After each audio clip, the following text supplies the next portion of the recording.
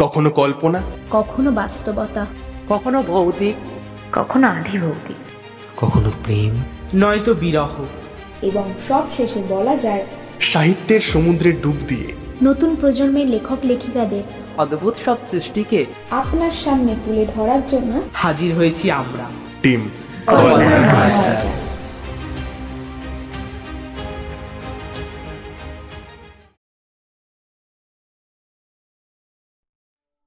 নমস্কার বন্ধুরা, কল্পনার মায়াজাল ইউটিউব চ্যানেলে আপনাদের সকলকে স্বাগত।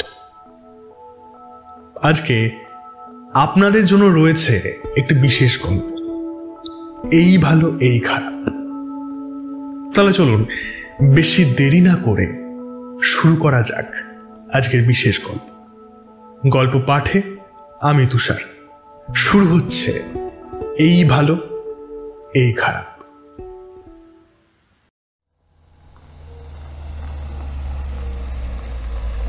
সপ্তপদী ফ্ল্যাটের সামনে এসে থামলো হলুদ রঙের ট্যাক্সিটা। সেই ট্যাক্সিটার পিছনের বাঁদিকের দরজাটা খুলে বেরিয়ে আসলো ঋতুজা। পরনে সাদা রঙের একটা কুর্তি, যার উপরে কালো রঙের সুতো দিয়ে কাজ করা। কাঁধে একটা সাইড ব্যাগ ঝুলছে, চুলগুলো একটা গার্ডার দিয়ে বাঁধা। ফর্সা মুখখানায় এক রাশ ক্লান্তি অগোছালোভাবে বাসা বেঁধেছে। কপালের কালো রঙের টিপটা কখন যে উঠে গেছে তা আর খেয়াল নেই। রুমাল দিয়ে একবার মুখটা মুছে নিয়ে ভেতরের দিকে পা বাড়াতে বাড়াতে নিজের বাঁ হাতের কবজির দিকে তাকালো সে। দুই কবজিতেই একটা একটা করে লাল রঙের পলা রয়েছে, তবে বাঁ হাতটায় পলার সঙ্গে আরও একটা জিনিস রয়েছে, সেটা হলো একটা ঘড়ি। ঘড়িটায় সময় দেখাচ্ছে রাত 8:35। হাতটা আবার নামিয়ে নিয়ে দ্রুত পায়ে ভেতরে প্রবেশ করে লিফটের দিকে এগিয়ে যায় ঋতুজা। তবে গার্ড তাকে খেয়ালই করল না। আপন মনে কানে হেডফোন গুঁজে গান শুনছে সে। মাঝে মধ্যে ঋতুজার খুব রাগ হয় এই লোকটার উপরে। একে টাকা দিয়ে রাখাই ভুল হয়েছে। সব সময় এই একই কাজ, কানে হেডফোন গুঁজে চোখ বন্ধ করে চেয়ারের উপরে গা হেলিয়ে বসে থাকা। কালকেই সে কমপ্লেন করবে এই লোকের ব্যাপারে। এমনিতেই আজকে অফিসে প্রচণ্ড চাপ ছিল, দুপুরে খাওয়ার সময়টুকুও পায়নি সে। সাধারণত 6:30টার মধ্যে সে অফিস থেকে বাড়ি চলে আসে, কিন্তু আজকে লেট হয়ে যাচ্ছে দেখে আদিত্য প্রায় 6-7 বার কল করেছে তাকে, তবে একটা বারের জন্যেও রিসিভ করতে পারেনি ঋতুজা। অফিস থেকে বেরিয়ে মেট্রোতে উঠে বার দুয়েক ট্রাই করেছিল সে, কিন্তু আদিত্যর ফোন সুইচ অফ ছিল। আর সবশেষে এই গার্ডের অলসপনা। আর যাবা কোথায়? সব কিছু মিলে মিশে মাথার পারদটা একেবারে 5th গিয়ারে পৌঁছে যায় তার। রাগের মাথায় লিফটের কোলাপসেবল গেটটা সজোরে টান মারে সে। আর ঠিক তখনই বেকায়দায় হাতের ঘড়িটার কাঁচ চূর্ণ বিচূর্ণ হয়ে ভেঙে যায়। রাগ নয়, এইবার বুক ফাটা কান্না বেরিয়ে আসতে চায় ঋতুজার ভেতর থেকে। কোনো রকমে নিজেকে সামলে ভাঙা কাঁচগুলো তুলে নিয়ে 3rd ফ্লোরের বোতামটা টিপে দেয় ঋতুজা। গলার কাছটায় কিরকম যেন ব্যথা ব্যথা লাগতে শুরু করেছে তার। চোখ দুটো বুজে একটা বড় করে শ্বাস নেয় ঋতুজা। না, ঘড়িটা একেবারে নতুন নয়, খুব যে দামি তাও নয়, একটা সস্তা এবং বেশ পুরনো ঘড়ি। তাও প্রায় নেই করে 10 বছর হয়ে গেল ঘড়িটার বয়স। খুব যত্নে রাখে ঋতুজা এই ঘড়িটা। বারবার ব্যাটারি খারাপ হয়ে যায়, তবুও আবার নতুন ব্যাটারি লাগিয়ে পড়ে। তার কাছে যে আর কোনো ঘড়ি নেই কিংবা সে কিনতে পারবে না তা নয়, তার কাছে আরও ঘড়ি রয়েছে এবং সে চাইলে অনেক দামি ঘড়িও কিনে পড়তে পারে। তবে সব কিছু কি আর দাম দিয়ে কিংবা নতুন পুরনো দিয়ে মাপা যায়? মাপাটা কি ঠিক? ঋতুজা সেটা মনে করে না। কারণ এই ঘড়িটার মধ্যে অনেক স্মৃতি লুকিয়ে রয়েছে, যে স্মৃতিগুলো সে কখনো নিজের কাছ ছাড়া করতে চায় না। 10 বছর আগে আদিত্য তাকে এই ঘড়িটা গিফট করেছিল। ঋতুজার জন্য কেনা আদিত্যর প্রথম উপার্জনের টাকায় প্রথম গিফট। সেই দিনটার কথা ঋতুজা কোনোদিনও ভুলতে পারবে না এবং ভুলতে চায়ও না। সেই জন্যই তো এই ঘড়িটাতে সে সব সময় পড়ে থাকে হাতে, কিংবা বলাই বাহুল্য আগলে রাখে। লিফটটা 3rd ফ্লোরে এসে থামতে ঋতুজা লিফটের ভেতর থেকে করিডোরে বেরিয়ে আসে। ক্লান্তিতে কাঁধ দুটো ঝুঁকে রয়েছে। করিডোরের একদম শেষের 3 BHK অ্যাপার্টমেন্টটা তাদের। সেদিকেই পা বাড়ায় সে। দরজার সামনে এসে বেল বাজায়, 1 বার 2 বার 3 বার 4 বার, কিন্তু ভেতর থেকে কোনো সাড়া শব্দ পাওয়া যায় না। আদি কি ঘুমিয়ে পড়লো নাকি? কিন্তু ওর তো এতটা গাঢ় ঘুম না। ফোনটা বার করে আবার কল করে আদিত্যকে, কিন্তু আবার সেই একই যান্ত্রিক সুর শুনতে পাওয়া যায়। কপালে মুখে জমতে থাকা বিন্দু বিন্দু ঘামগুলো রুমাল দিয়ে মুছতে মুছতে আরো 2 বার কলিং বেল বাজায় এসে, কিন্তু আবারও নিস্তব্ধতা ছাড়া কিছুই ফেরত আসে না। এই কি গো, ঘুমিয়ে পড়েছো নাকি?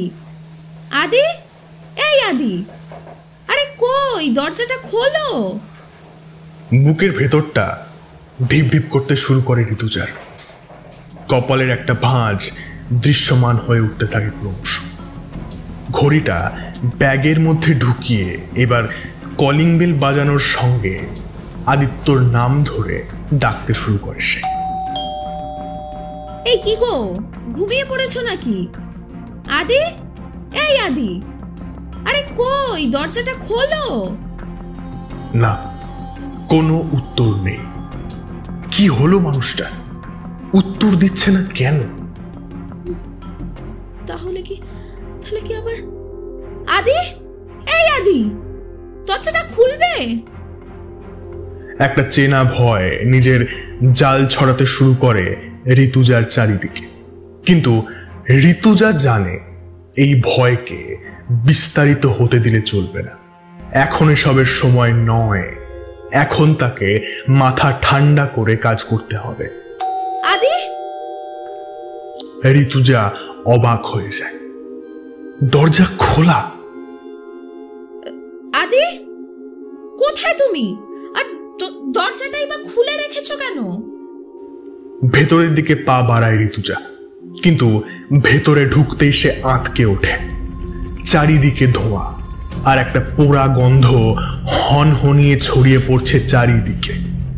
রুমাল দিয়ে নিজের মুখ চেপে ধরে দ্রুত ডাইনিং এর দিকে পা বাড়ায় সে। ডাইনিং এর সামনে এসে দাঁড়াতেই চোখ দুটো বিস্ফারিত হয়ে ওঠে ঋতুজা। বুক বুলেট ট্রেনের মতো ওঠানামা করতে শুরু করে। এইবার সে নিশ্চিত যে আদি আর স্বাভাবিক অবস্থায় নেই। ডাইনিং এ সবকিছু ওলটপালট হয়ে রয়েছে। সোফাটা একদিকে উল্টে পড়ে রয়েছে। কাঁচের ডাইনিং টেবিলটার উপরে সজোরে প্রহার করা হয়েছে যেন।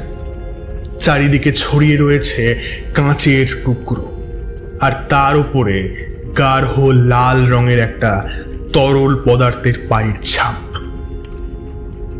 ঋতুজা লক্ষ্য করে দরজা অবধি গিয়েছে পায়ের ছাপটা, তারপর মিলিয়ে গিয়েছে, অর্থাৎ আদিত্য বাড়িতে নেই। দরজা অবধি খালি পায়ে গিয়েছে, তাই অতটা রক্তের ছাপ রয়েছে। তবে তারপরে জুতো পরে বেরিয়ে গেছে বাইরে। কিন্তু কোথায় গেছে সে?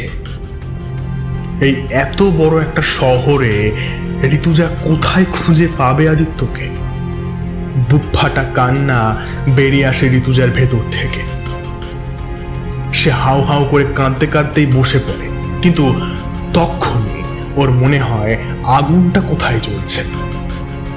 ওটা আগে খুঁজে বার করে নেভানো উচিত, নয়তো অনেক বড় একটা দুর্ঘটনা ঘটে যেতে পারে। শুধু তার নয়, অনেকগুলো মানুষের প্রাণহানি ঘটে যেতে পারে। একটা ঢোক গিলে কোনো রকমে উঠে দাঁড়ায় ঋতুজা।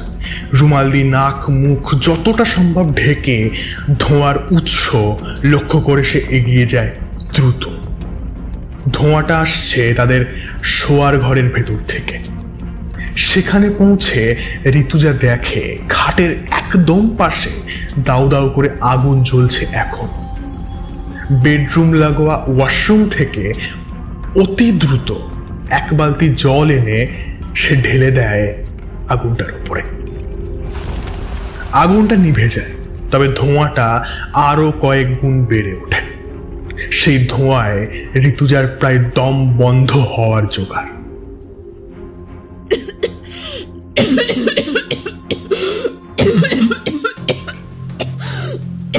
কাঁচতে কাঁচতে ঘরের সমস্ত জানলা দরজাগুলো খুলে দেয় সে। চার দেওয়ালের ভেতরে কুণ্ডলীকৃত হয়ে জমতে থাকা ধোঁয়াগুলো বাধ্য বালকের মতো সারিবদ্ধ হয়ে জানলা দিয়ে বেরিয়ে যেতে আরম্ভ করল। কয়েক মিনিটের মধ্যে ঘরের পরিবেশ কিছুটা স্বাভাবিক হলে ঋতুজা এগিয়ে যায় ওই জায়গাটায়। নিচু হয়ে দেখে আদিত্যর সমস্ত ইম্পর্টেন্ট ফাইল, স্যুট এবং দুটো অ্যালবাম। যে অ্যালবামের মধ্যে ঋতুজা আর আদিত্যর অজস্র ছবি ছিল। সেগুলো আধপোড়া হয়ে পড়ে রয়েছে মার্বেলের উপরে। সাদা মার্বেলটা কালো রং ধারণ করছে। ঋতুজা হাঁটু মুড়ে বসে পড়ে সেখানেই। আধপোড়া একটা অ্যালবাম তুলে নেয় হাতে। সব ছবি প্রায় পুড়ে গেছে এবং তার উপরে জল পড়ার ফলে যাচ্ছে তাই অবস্থা। জলের সঙ্গে লেপ্টে থাকা ছাই এবং আধপোড়া ভেজা ছবিগুলো উল্টাতে উল্টাতে একটা জায়গায় এসে চোখটা আটকে যায় তার। একটা ছবিটা এখনকার নয়, ছবিটা পুরনো। এই ছবিটাও ঋতুজার কাছে খুব স্পেশাল, ঘড়িটার মতোই। কারণ এই ছবিটাও সেদিনই তোলা হয়েছিল যেদিন আদিত্য তাকে ঘড়িটা দিয়েছিল। ভেজা চোখে ছবিটার দিকে একভাবে চেয়ে থাকে ঋতুজা। ছবিটা এখনো পড়েনি, ছবিটার ওপরে জলও পড়েনি তেমন। শুধু ছবির একদম ওপরের অংশটা সামান্য কালচে রং ধারণ করেছে। হয়তো আর কয়েকটা মিনিট গেলেই এই ছবিটাও বাকি ছবিগুলোর মতোই পুড়ে ছাই হয়ে যেত, কিন্তু ঋতুজা তা হতে দেয়নি। সে বাঁচিয়ে নিয়েছে ছবিটাকে। সে কি তাদের সংসারটাকেও এভাবে বাঁচাতে পারবে? সে পারবে এই ধোঁয়া উঠতে শুরু করা সংসারটাকে পুনরায় শান্ত করে আগলে ধরতে? ঋতুজার কি অত শক্তি রয়েছে? কিভাবে পারবে সে? ছবিটা বুকের মধ্যে চেপে ধরে ধপাস করে দেওয়ালে হেলান দিয়ে হাও হাও করে কাঁদতে থাকে সে। আর ফিরে যেতে থাকে আজ থেকে বেশ কয়েক বছর পূর্বে। কোথায় খুঁজবো আমি এর মধ্যে তোমাকে? তুমি কোথায় চলে গেলে আদি? এত বড় কলকাতা শহরে আমি।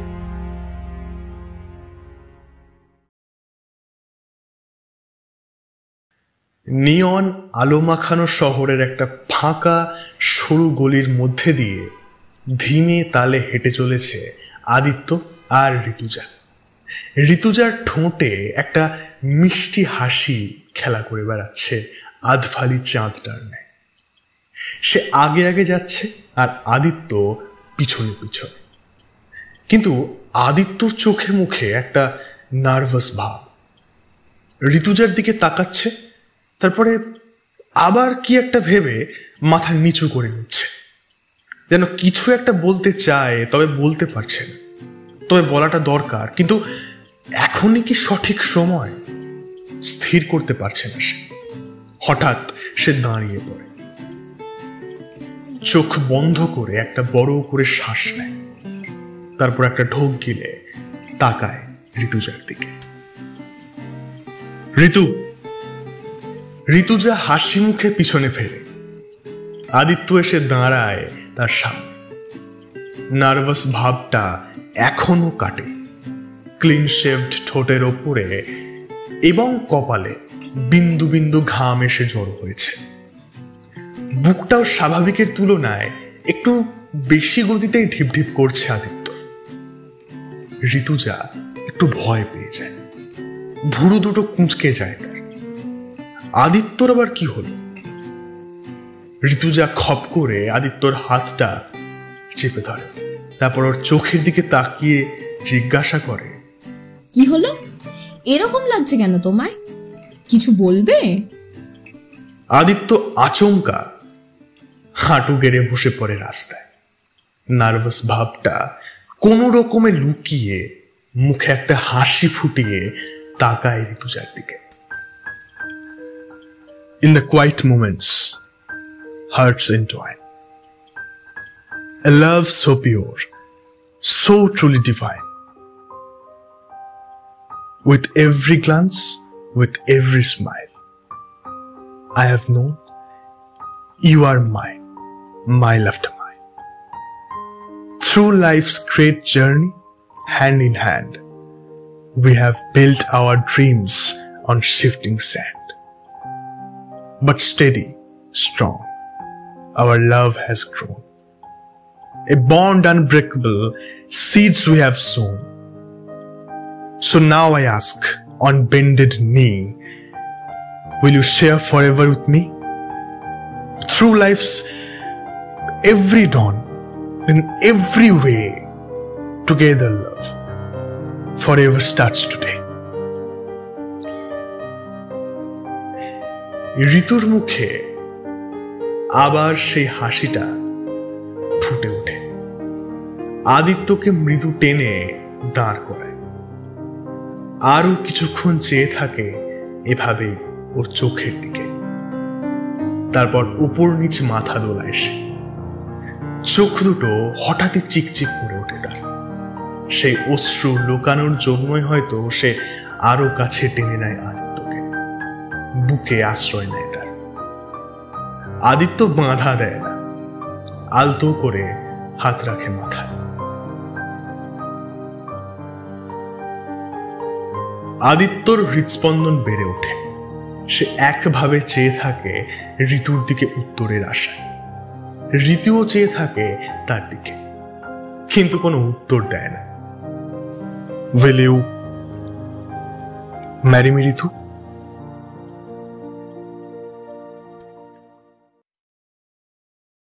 দ্রুত উঠে দাঁড়ায় ঋতুজা। ছবিটা সাইড ব্যাগটার মধ্যে ভরে নেয়।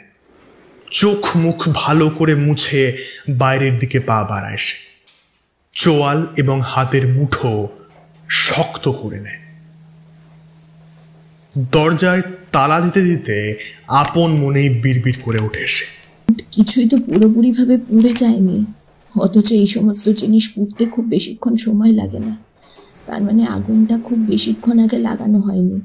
আর আদি যদি ট্যাক্সি কিংবা বাসে না উঠে থাকে তাহলে তো খুব বেশি দূর পৌঁছয়ও নি, আশেপাশেই রয়েছে।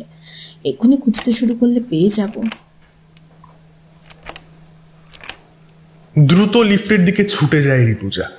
লিফটটা নিচে এসে পৌঁছানো মাত্র সে দৌড়ে লিফট থেকে বেরিয়ে আসে বাইরে। ছুটতে থাকে রাস্তার দিকে। বাইরে বেরোনোর আগে একবার ভাবে গার্ডকে জিজ্ঞাসা করবে আদিকে দেখেছে কিনা, কিন্তু তারপরেই সে দেখে লোকটা এখনো সমানে কানে হেডফোন গুঁজে গান শুনে চলেছে। ঋতুর মাথা এমনিতেই খারাপ হয়েছিল, আর সহ্য করতে পারে না সে। গার্ডের কান থেকে হেডফোনটা টেনে ছিঁড়ে দেয় ঋতুজা। আরে আরে আরে ম্যাডাম কি করছেন? ই মা, আপনি আমার হেডফোনটা ছিঁড়ে দিলেন? চামেলি এইবার জন্মদিনে গিফট করেছিল আমায়। শিয়ালদা স্টেশনে ওর থেকে 50 টাকার দাম নিয়েছিল। আরে রাখো তো তোমার 50 টাকা। বেশ করেছি, ছিঁড়েছি। তোমার কানটা না ছিঁড়ে হেডফোনটা ছিঁড়েছি, এই তোমার ভাগ্য। কেন ম্যাডাম এরকম কেন বলছেন ম্যাডাম? আমি কি করলাম? তুমি করনি, কিচ্ছু করনি। আচ্ছা তাহলে বলো, আদিত্য এখান থেকে কখন বেরিয়েছে? আমি ভেতরে কখন ঢুকেছিলাম বলো সেগুলো? কোনো হুঁশ আছে তোমার? না মানে ইয়ে আসলে আদিত্যটা কে? আপনার সঙ্গে আদি নামের কেউ? আজকেই তোমার শেষ দিন ডিউটিতে, দাঁড়াও, কালকেই তোমার নামে আমি কমপ্লেন করব। Madam madam madam please please madam এরকম করবেন না ম্যাডাম, প্লিজ ম্যাডাম। ঋতুজা আর দাঁড়ালোই না, হনহনিয়ে বেরিয়ে গেল রাস্তায়। এদিক ওদিক তাকাতে তাকাতে হাঁটতে লাগলো, খুঁজতে লাগলো আদিত্যকে। কিন্তু কোথায় আদিত্য? সে কি আদৌ এখানে আছে নাকি চলে গেছে দূরে, অনেক দূরে?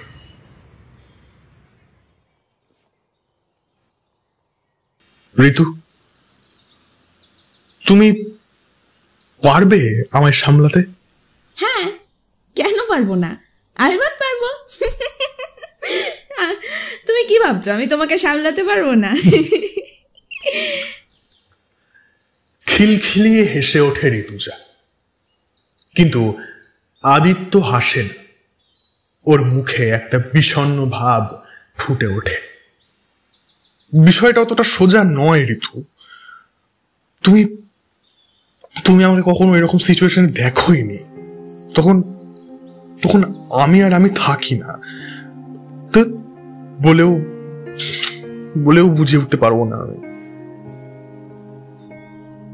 আরে কেন চিন্তা করছো শুধু শুধু? ওসব আরো হবে না। তুমিই তো বললে লাস্ট 5টা বছরে কিচ্ছু হয়নি। 5 বছর কিন্তু কম নয় আদি। তার মানে তুমি বুঝতে পারছো তুমি পুরোপুরি সুস্থ হয়ে গেছো। ওই বাইপোলার টাইপোলার কিসব ছাতার মাথা ওসব তোমায় ছেড়ে পালিয়েছে। আদিত্যর কাঁধে মাথা রাখে ঋতুজা। আদিত্য একটা দীর্ঘশ্বাস ছাড়ে, তারপরে ওর মাথায় আলতো করে হাত বোলাতে বোলাতে শান্ত স্বরে বলে, বাইপোলার আর আমায় ছেড়ে পালাবে না ঋতু।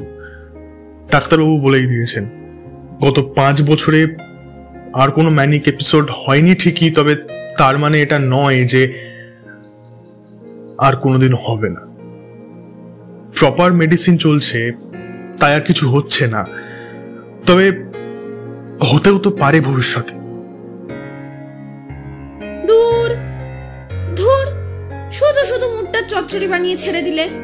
আচ্ছা আচ্ছা, তোমার দাবিটা কি বলো তো? হ্যাঁ, তুমি বলতে চাইছো আমি যেন তোমায় বিয়ে না করি? এটাই তো চাও তুমি, তাই না?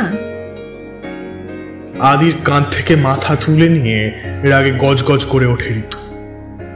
আদি বাধা দেয় না, সে শান্ত গলায় বলতে থাকে, হ্যাঁ, তবে তার পিছনে অনেক কারণ রয়েছে ঋতু। এমনি এমনি আমি বলছি না। ভবিষ্যতে যদি কখনো আবার ম্যানিক এপিসোড হয় তখন কি করবে? এরকমও তো হতে পারে যে আমি তোমায় মারলাম, হয়তো তুমি কিছু মনেও করবে না, কারণ আমি ইচ্ছা করে তোমায় মারছি না। কিন্তু বিশ্বাস করো, আমি তখন নিজেকে ক্ষমা করতে পারবো না ঋতু, পারবো না। বেশ করবে, মারবে, তাতে কি? এক্ষুনি মারো না, আমি কিন্তু কিচ্ছু মনে করব না। না ঋতু, আমি তা পারবো না। তো তুমি প্লিজ আমায় বিয়ে করো না, হাত জোর করছি তোমার কাছে। প্রপোজ করার সময় মনে ছিল না? হ্যাঁ, এখন ঢং করছো তুমি। যাও তো, বাড়ি যাও, আমার আজকে আর ভাল লাগছে না, পুরো মুডটাই খারাপ করে দিল। ঋতুজা শটাম বেঞ্চ ছেড়ে উঠে হাঁটতে শুরু করে দিল। আদিত্য এটার জন্য প্রস্তুত ছিল না। ঋতু, শোনো আমার কথা, প্লিজ যেও না। কে শোনে কার কথা? ঋতুজা নিজের হাঁটার গতি আরো বাড়িয়ে দেয়। আদিত্য এবার বেঞ্চ ছেড়ে উঠে পড়ে, দৌড়ে গিয়ে ধরার চেষ্টা করে ঋতুর হাত, কিন্তু সে এক ঝাটকায় নিজের হাত ছাড়িয়ে দেয়। কেন এইবার কেন? যাও তো, ভাল লাগছে না আমার আর। সরি। কিসের সরি? হ্যাঁ, কিসের সরি? না না, কোনো সরি টরি নয়। তুমিই তো চাইছিলে আমায় ছেড়ে থাকার জন্য, যাও থাকো। না মানে আসলে আমি তোমায় ছেড়ে আমায় ছাড়া থাকতে পারবে না, তাই তো? সে তো আমি জানি। কিন্তু ভবিষ্যতে যদি আবার ম্যানিক এপিসোড... আরে দূর তোমার এপিসোড, রাখো পকেটে ঢুকিয়ে, ওসব কিচ্ছু হবে না। আর হলেও এই ঋতুজা সব সামলে নেবে, কোনো চাপ নেই। এখন চলো শিগগিরই ফুচকা খাই। অত দূর থেকে গন্ধটা একদম নাকে এসে সুরসুরি দিচ্ছে। চলো চলো চলো, শিগগির চলো। আদিত্যর হাত ধরে টানতে টানতে ফুচকাওয়ালার দিকে দৌড়তে থাকে ঋতুজা। রাস্তা চলতি লোক সব হাঁ করে তাকিয়ে থাকে তাদের দিকে। এই ব্যস্ত শহরের বুকে যে তাদের মতো মানুষজন অবশিষ্ট রয়েছে তা যেন কেউ জানতই না।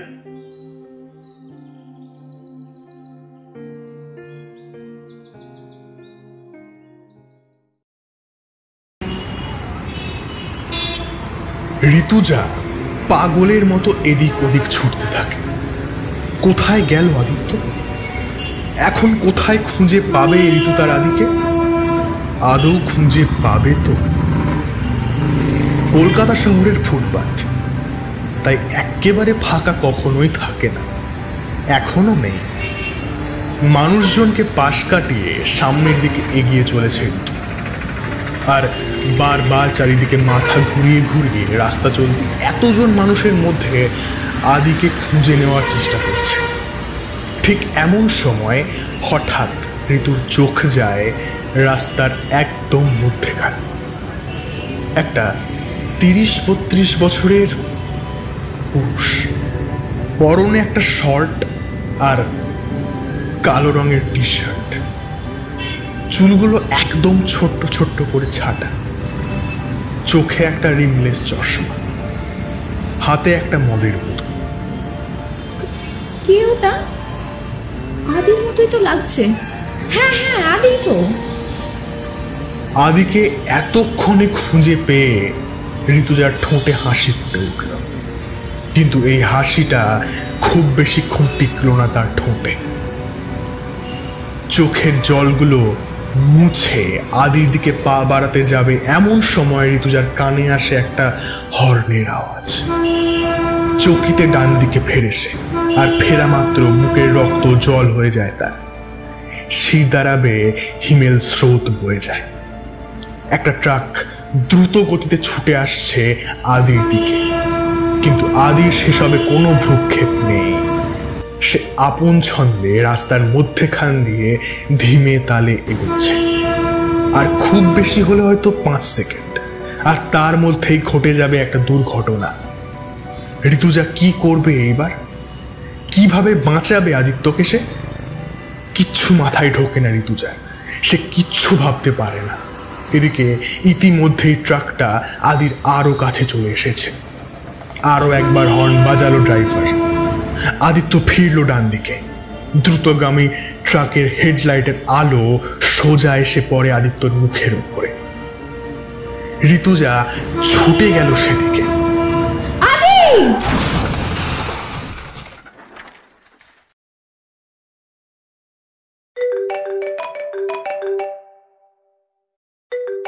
হ্যালো, কে? আপনাদের বলিহারি আক্কেল মাইরি। কেন, কি হয়েছে? আপনি বা কে বলুন তো? মানসিক রোগীকে রাস্তায় ছাড়েন কেন? এক্ষুনি একটা বড় অ্যাক্সিডেন্ট হয়ে যাচ্ছিল। ভাগ্যে ভালো ট্রাকওয়ালা ঠিক সময় ট্রাকটা থামিয়ে দিয়েছে। আমি আপনাকে লোকেশন পাঠাচ্ছি, শিগগিরই চলে আসুন এখানে। ও ঠিক আছে তো বাবা, ও ঠিক আছে? কিছু হয়নি তো ওর? লাগেনি তো? আরে মাসিমা, কাঁদবেন না, চলে আসুন, সব ঠিক হয়ে যাবে। হোয়াটসঅ্যাপটা চেক করুন, লোকেশনটা পাঠিয়েছি, দেখুন। লোকটার কথা শেষ হওয়া মাত্র ফোনটা কেটে দেয়। অবনী দেবী দ্রুত বাইরে বেরিয়ে লিফটের দিকে এগোন। লিফটটা 3rd ফ্লোরে এসে থামতেই তার ভেতর থেকে রতন বেরিয়ে আসে। ওর চোখে মুখে ভয় এবং উত্তেজনা। সে অবনী দেবীর দিকেই এগিয়ে আসে।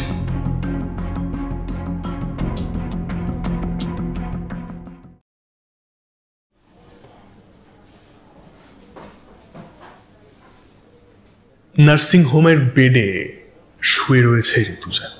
তার ডান হাতে আর পায়ে প্লাস্টার করা। মেয়ের দিকে অনেকক্ষণ জ্বলো জ্বলো চোখে তাকিয়ে থাকার পর অবনী দেবীর চোখের জল মুছতে মুছতে বাইরে বেরিয়ে আসলেন। ওনার সঙ্গে রয়েছে ওনাদের ফ্ল্যাটের নবনিযুক্ত গার্ড রতন দাস। তখন ফোন পেয়েই ছুটেছিলেন অবনী দেবী, কিন্তু লিফটের সামনেই রতনকে দেখতে পেয়েছিলেন তিনি। রতন নাকি ঋতুজাকে বাইরে চলে যেতে দেখেছে।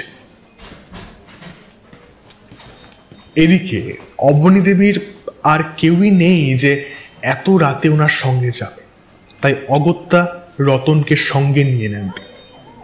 রতন প্রথমটাই একটু আপত্তি জানিয়েছিল, কারণ এখন ওর সঙ্গে গেলে তার চাকরিটা চলে যেতে পারে, কিন্তু অবনী দেবী তাকে আশ্বস্ত করে বলেন যে তিনি সবটা সামলে নেবেন, রতনের চাকরি নিয়ে টানা হিচড়া হবে না। হোয়াটসঅ্যাপে পাঠানো লোকেশনে পৌঁছে অবনী দেবী দেখেন অ্যাম্বুলেন্স ডাকা হয়েছে। চারিদিকে প্রচণ্ড মানুষজনের ভিড়। প্রথমটায় তো তিনি খুব ভয় পেয়ে গিয়েছিলেন। এমনিতেই ঋতুজা ছাড়া ওনার আর কেউ নেই এই শহরে। ছেলে থাকে চাকরির সূত্রে আমেরিকাতে। তবুও তিনি কোনো রকমের শক্তি সঞ্চয় করে এগিয়ে গিয়েছিলেন সামনের দিকে। জেনেছিলেন মেয়ে জীবিত রয়েছে। তারপরে নার্সিং হোমে নিয়ে আসা হয় তাকে। ডাক্তাররা জানান খুব বেশি কিছু হয়নি, হাতের আর পায়ের হাড় জায়গা থেকে সরে গেছে, ভাঙেনি। ঠিকঠাক সময়ে ট্রাকওয়ালা ট্রাকটা থামিয়ে দিয়েছিল, তাই রক্ষে।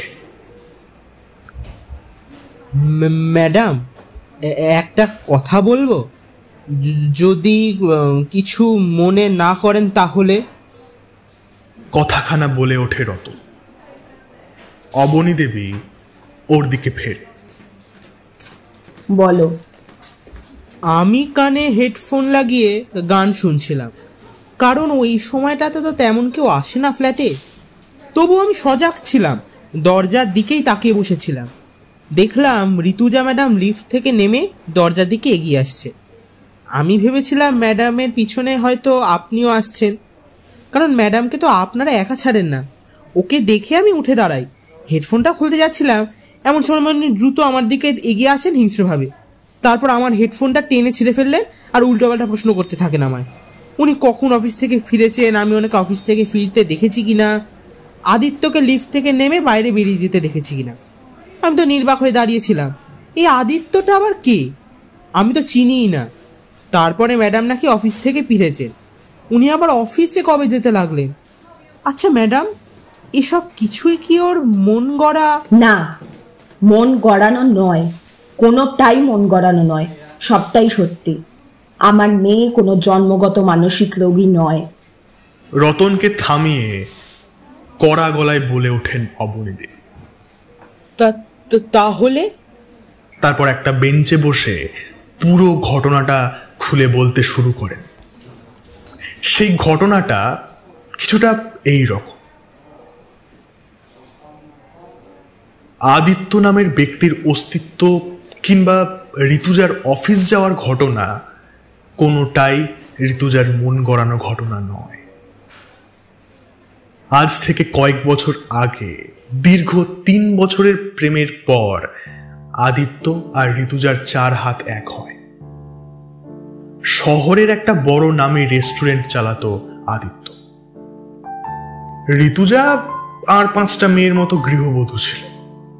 তবে শুধু রাতটুকুনি বাদে সারা দিনই দুজনের দেখা সাক্ষাৎ প্রায় হতো না বললেই চলে।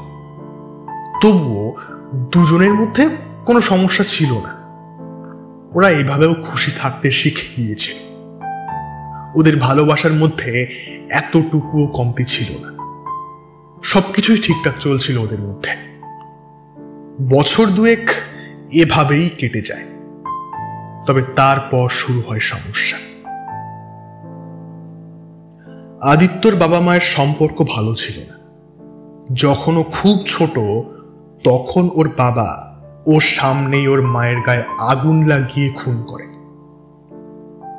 কারণ ওর বাবার অন্য আরেকজনের সঙ্গে অবৈধ সম্পর্ক ছিল। সেই বিষয়টা জানতে পেরে যাওয়ার পর প্রতিবাদ করার দরুন সেই নৃশংস ঘটনা ঘটিয়েছিলেন তিনি। আদিত্যকেও জীবিত রাখবেন না এটা মনে মনে প্রতিজ্ঞা করেই নিয়েছিলেন, কিন্তু আদিত্যর মা জানতেন এইরকম কিছু একটা ঘটতে চলেছে। তাই নিজের বাপের বাড়িতে আগে থেকেই তিনি ফোন করে এখানে আসতে বলেছিলেন। শেষ পর্যন্ত নিজের রক্ষা হয়নি ঠিকই, তবে আদিত্যর প্রাণটা বেঁচে যায়। ঠিক সময়ে সেখানে এসে পৌঁছন আদিত্যর দাদু। তারপরে আর কি, আদিত্যর বাবাকে পুলিশে তুলে নিয়ে যান এবং আদিত্যকে তার দাদু নিজের বাড়িতে নিয়ে চলে আসে। দাদুর বাড়িতেই বড় হয়ে উঠতে থাকে সে, তবে সুস্থভাবে বলা যায় না। 16 বছর বয়সেই বাইপোলার ডিসঅর্ডার থাবা বসায় তার জীবনে। ডাক্তাররা জানান চোখের সামনে ওরকম নৃশংস দৃশ্য দেখার পর আর সেটা ভুলতে পারেনি আদিত্য। দীর্ঘদিন ধরে সেসব নিয়ে ভাবতে ভাবতেই এই সমস্যা। ওষুধ চলতে থাকে, ধীরে ধীরে বড় হয়ে উঠতে থাকে আদিত্য। আগের তুলনায় সে সুস্থও হয়ে ওঠে। তারপরেই ঋতুজার সঙ্গে তার দেখা এবং যথাসময়ে একটা গাঢ় সম্পর্ক তৈরি হওয়া। তবে বাইপোলার ডিসঅর্ডার পুরোপুরিভাবে সারানো সম্ভব নয়, এক প্রকার অসম্ভবই বলা যায়। ঋতুজা সবটাই জানত, তবুও সে বিয়ে করে আদিত্যর সঙ্গে, কারণ ভালোবাসার চেয়ে আর কি কিছু বড় হতে পারে। রোগ হার মেনে যায় সেখানে। একটা লোন নিয়ে 3 BHK ফ্ল্যাট, EMI গাড়ি, নতুন বাইক, সবকিছু কিনে নেয় আদিত্য। রেস্টুরেন্টটা ভালো চলতো ঠিকই, তবে এত কিছু অ্যাফোর্ড করা চারটিখানি কথা নয়। তবুও পুরো বিষয়টা ভালোভাবে ম্যানেজ করছিল আদিত্য। কিন্তু হঠাৎ গোটা বিশ্বে ছেয়ে যায় মহামারী। বন্ধ করতে হয় রেস্টুরেন্ট। ধীরে ধীরে সমস্ত সেভিংস ফুরিয়ে আসতে শুরু করে, আর তার সঙ্গে EMI এর টাকা জমতে থাকে। কয়েক মাসের মধ্যেই বাইক, গাড়ি সবকিছু কেড়ে নেওয়া হয়।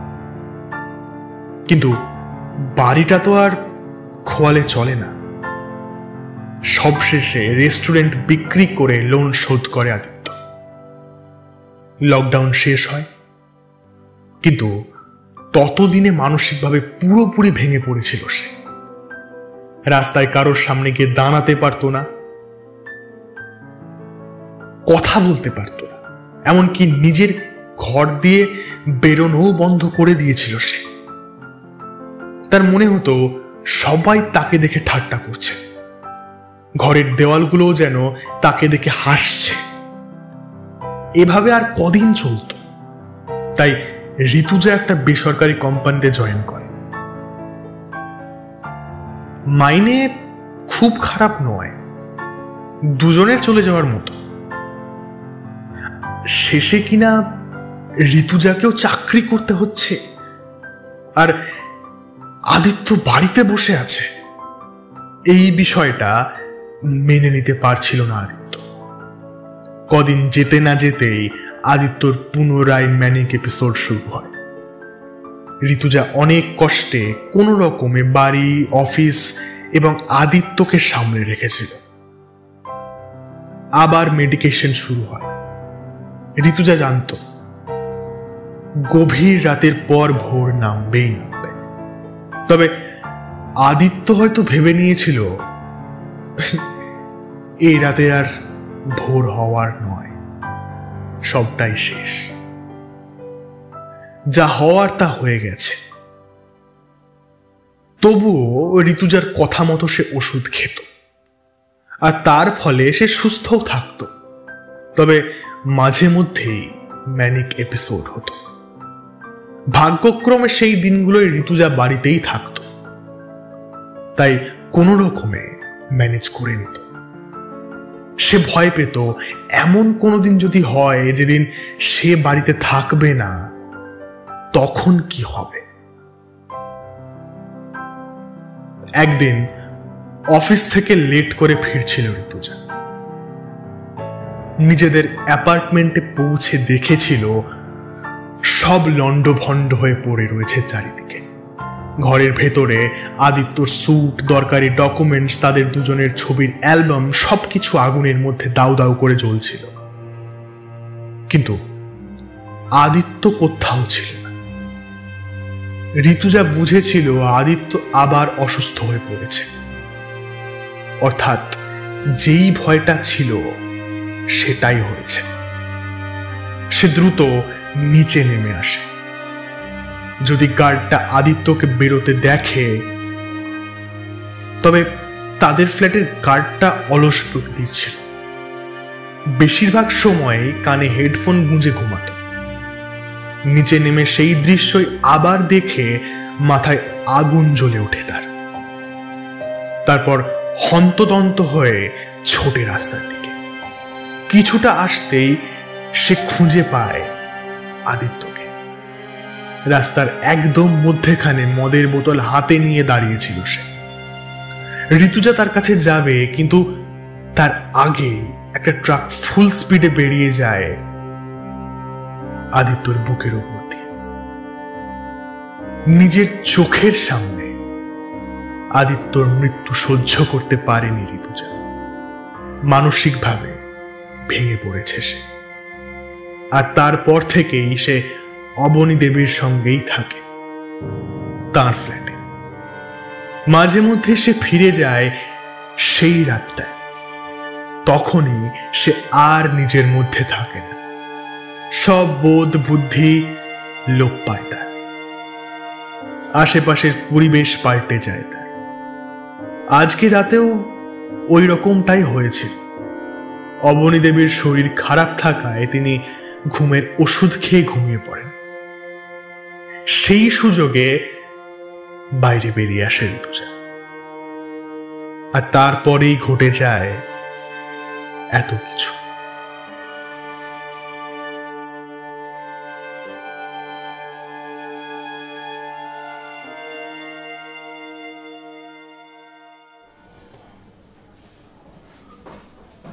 চোখ মেলে তাকাতেই চমকে ওঠে ঋতুজা। এটা সে কোথায়? আশেপাশে তাকাতেই সে বুঝতে পারে সে নার্সিং হোমে ভর্তি রয়েছে। কিন্তু কেন? একটু নড়ার চেষ্টা করতেই হাতে আর পায়ে তীব্র যন্ত্রণা অনুভব করে সে। সেদিকে তাকাতেই ভয় পেয়ে যায় ঋতুজা। তার হাতে পায়ে প্লাস্টার, কিন্তু কিভাবে ভাঙলো তার হাত পা? হঠাৎ সে লক্ষ্য করে দরজা ঠেলে ভেতরে প্রবেশ করছে বছর 32-এর একজন পুরুষ। পরনে কালো রঙের টি শার্ট আর শর্টস, চুলগুলো ছোট ছোট করে ছাটা, চোখে একটা রিমলেস চশমা, ঠোঁটে লেগে রয়েছে একটা হাসি। সে ধীরে ধীরে এসে দাঁড়ায় ঋতুজার পাশে, হাত বোলাতে থাকে তার মাথায় আলতো করে। আদি, আমি হসপিটালে কেন? হাত পা আমার কিভাবে ভাঙলো? ও তেমন কিছু না, পরে বলবো ক্ষণ। এখন তুমি ঘুমাও তো, অনেক রাত হলো। তুমি আর আমায় ছেড়ে যাবে না তো আদি? দূর পাগলি, আমি কি কখনো তোমায় ছাড়া থাকি? ঋতু যেখানে, আদিও সেখানে। ঋতুর কপালে একটা চুমু খায় আদি। আলতো হাতে বিলি কাটতে থাকে তার চুলের মধ্যে। পরম শান্তিতে ঋতুর চোখ দুটো ধীরে ধীরে বুঝে আসে। খুব ক্লান্ত শোনায় ঋতুজার গলার স্বরটা। আদিত্য একটু হাসে।